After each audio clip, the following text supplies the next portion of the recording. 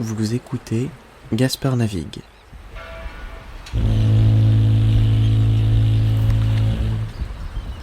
Un podcast où je navigue vers un monde plus tolérant. Bienvenue à bord. Je suis votre capitaine, Gaspard. Bonjour tout le monde, bienvenue à bord, bon retour dans Gaspard Navigue. Merci d'avoir partagé les épisodes précédents, continuez à le faire, parce que plus on est de fous, plus on rit, et plus je peux vous présenter les invités intéressants.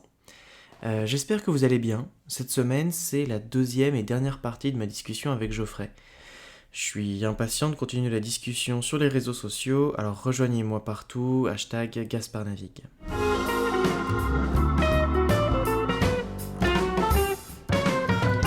Je suis rentré à Lyon de retour avec mon Pierrick, qui m'avait beaucoup manqué pendant cette semaine que j'ai passée en famille. On travaille, Pierrick sur son mémoire, moi sur les concours. La semaine dernière, on rencontrait Geoffrey, qui nous parlait de ses premières rencontres, de ses origines, de la place de la religion et de l'impact un peu de tout ça sur sa relation avec sa sexualité et sa relation avec sa famille. Le rôle de la famille est très important et on continue à l'explorer dans la suite de notre discussion. On aborde aussi la problématique du coming out et nos visions qui diffèrent un peu. Dans la quête de nous-mêmes, ce qui compte et qui ressort in fine, c'est le rapport à nous-mêmes, notre confiance en nous. Quand une sexualité vient se glisser entre des normes qui nous ont été enseignées toute notre vie et nous-mêmes, ça attaque parfois nos points de repère et nos principes, nous laissant parfois seuls face à quelqu'un que l'on reconnaît plus dans le miroir. Je me souviens de me sentir paumé et de ne pas arriver à faire la part des choses. La bonne nouvelle, c'est qu'aujourd'hui, tout autour de moi m'indique que les plus jeunes générations reçoivent un accueil plus favorable à l'annonce de leur homosexualité ou bisexualité que lorsque j'ai fait mon coming out il y a à peu près 7 ans. C'est encourageant, tout n'est pas encore résolu, mais c'est encourageant. Je vais dire ce que j'aurais aimé que l'on me dise à l'époque.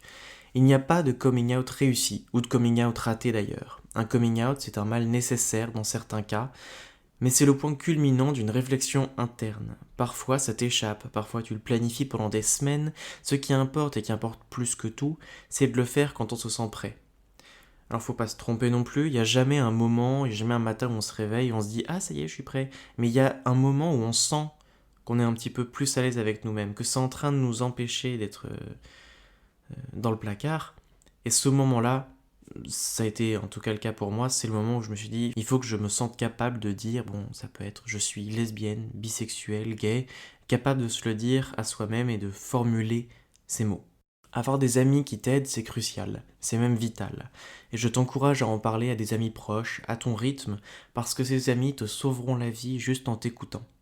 Tu vas avoir des gens de partout qui te donneront des conseils, certains qui te pousseront à faire ton coming out trop vite ou de rester dans le placard.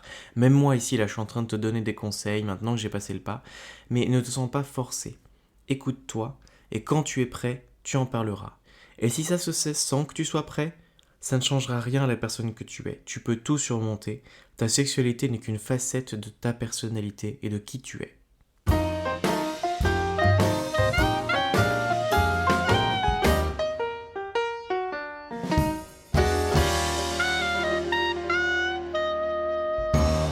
On va maintenant rejoindre Geoffrey pour la deuxième et dernière partie de notre discussion.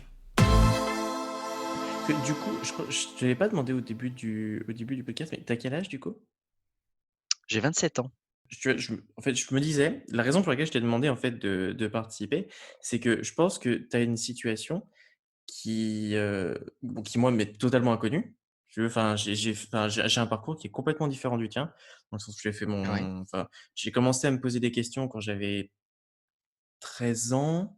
J'ai fait mon coming out à ma famille aussi, vers mes 18 ans, Oui, oui. Bah, c'est un parcours différent, ouais. mais je pense aussi que tu es vraiment pas seul, en fait. C'est-à-dire qu'il y a on vit notre sexualité vachement différemment, toi et moi, mais je pense qu'il y a aussi beaucoup de personnes qui pourraient un peu se retrouver dans ta manière de vivre ta sexualité, quoi.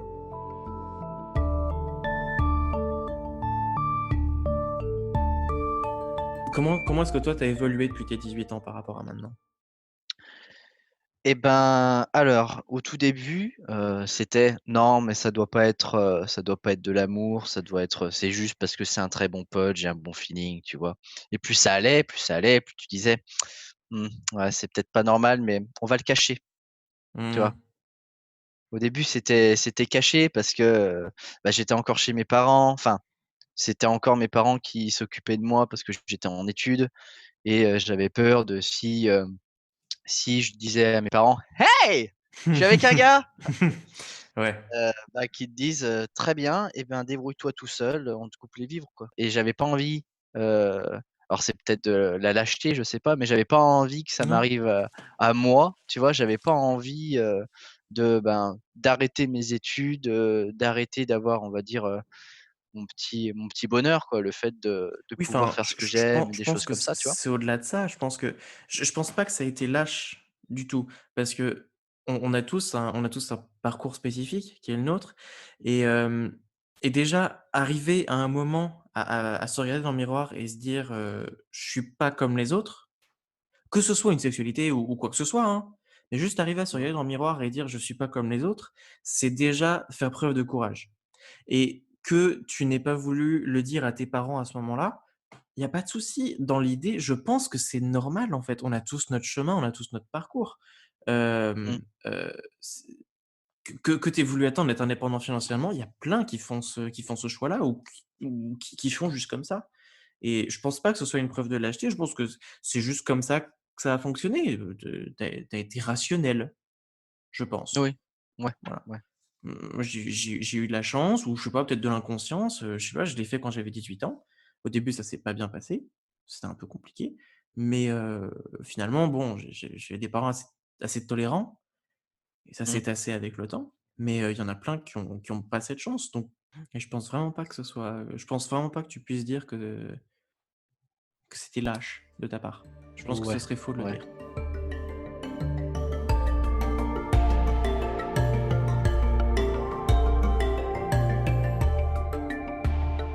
Qu'est-ce que tu dirais du coup, à des personnes qui sont dans ta situation? Je sais pas. Bah, en fait, ça dépend, je pense, de ton entourage proche.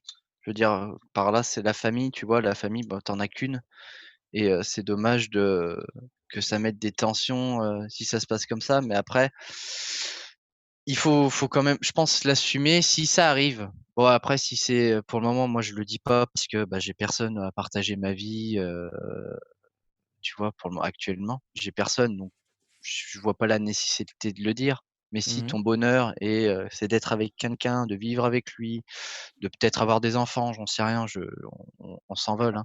Mais de plus loin, de fonder une famille avec cette personne-là, bah, je pense que là, à ce moment-là, heu, si, mes parents sont toujours là et ben, ça je leur dirai parce que, ben, tu peux pas être heureux en oubliant ta famille à côté, tu vois? Enfin, pour moi, tu peux pas. Mais est-ce que tu as pas peur de t'empêcher de vivre pour ta famille? Bah, non, parce que je vivrai ma vie. Tu vois ce que je veux dire? Je Ouais. ferai ce que j'ai envie de faire, mais si vraiment parce que là, actuellement, c'est que des rencontres que je fais. Donc je leur dis pas: «Ah bah, j'ai pécho un gars, on Oui, a normal. fait, frotti-frotta», tu vois? Non, ça Et tu vois? personne le dit à ses Donc parents, à moins d'avoir une donc relation extrêmement voilà, étrange, tu vois? Non, mais Ouais. voilà, mais si, par exemple, je suis avec un gars, ça fait, quelques mois, qu'on est ensemble, que ça marche bien, et qu'on a prévu d'aller plus loin et ben là, je dirais: «Bah, maman, papa, voici, allez, Thomas, voici Thomas, Random Thomas numéro 1. c'est ça. Ouais, on a Voici tous un Thomas. Thomas, On a tous un Thomas. si je suis avec quelqu'un, je dans ma tête, je me dois un peu de le dire et de pas cacher mon bonheur aussi à ma famille. Mmh. Après au niveau des amis, là, c'est un peu différent parce qu'après bien sûr, si tu as des amis depuis 10 ans et que tu leur dis et qu'ils se cassent, bon Oui, c'est que ça va te ils faire sont du pas mal. intéressants. Ça va te faire du mal, mais ça voudra dire que, bah, ils t'acceptent pas comme tu es, ils en fait, mais ils te méritent pas, en fait, tout Mmh, clairement, simplement. oui, c'est Faut pas se des dire gens ça dans ta intéressants, ouais. tête. Mmh. Moi, par exemple, typiquement là, avec mes potes, moi, je sais que j'ai des potes, on va dire en or, tu vois? En or massif, 18 carats, tout ça, Mmh. parce que, ben, ils étaient contents, ils l'ont accepté, ils s'en doutaient même, peut-être avant moi, mais Mmh. mais Mais ils t'ont jamais mis mais la voilà. pression, pour te Non, pousser, non. hors du placard. Ça, c'est extrêmement important aussi. Il y en a une, elle m'a appelé, genre quelques jours après le festival. Elle m'a dit, bah, et en fait, c'est des gens que je connais et on est un petit groupe et là, elle m'a appelé: «Ah, on m'a dit, je suis super content, j'avais des petits doutes, mais oh là là, je suis ravi, machin, machin, Trop mignon. je veux que tu sois heureux, machin, machin». Bah, c'était bien ma bah, c'est bah, la petite larme, tu vois? Et non, c'était cool. En tout cas, bah, vraiment merci, de parler de ça. C'est cool. Ouais, pas de Je quoi. Ça me fait du bien aussi, hein, Ouais, en même temps, tu vois? Ça prouve que je passe une étape, c'est-à-dire que je me cache plus sous un pseudo, mais sous un vrai nom, tu vois? ça t'angoisse pas? Un petit peu, mais je pense qu'il faut parfois prendre, des risques, sauter le pas Ouais, pour évoluer en tant qu'être humain, en tant que personne, quoi. Si tu te caches toujours derrière des acquis, bah, tu progresses plus, tu vois? Et ouais. l'homme est un éternel étudiant, donc il doit toujours progresser.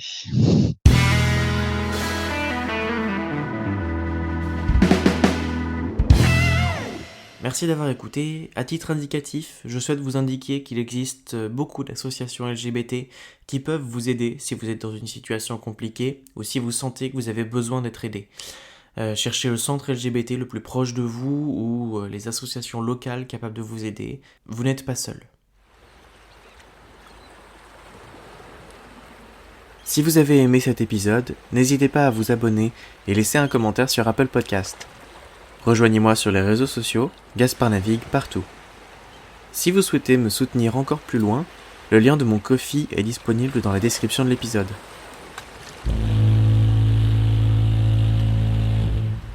À la semaine prochaine!